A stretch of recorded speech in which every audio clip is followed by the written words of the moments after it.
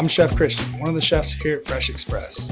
Today, we're in our Innovation Center, and I'm thrilled to introduce to you our newest salad innovation, the hot or cold salad and noodle meal kit. Now, let's prepare a cold version. First, we'll place our greens in the bowl.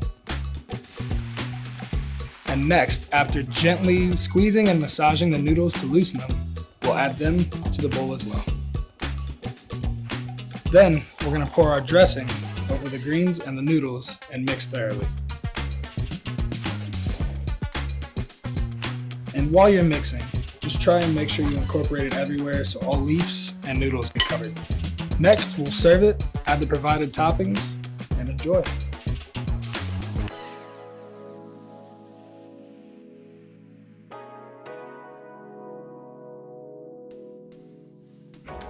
Chef's tip, make it a more filling dish by adding any cooked meat, fish, or tofu before adding the dressing.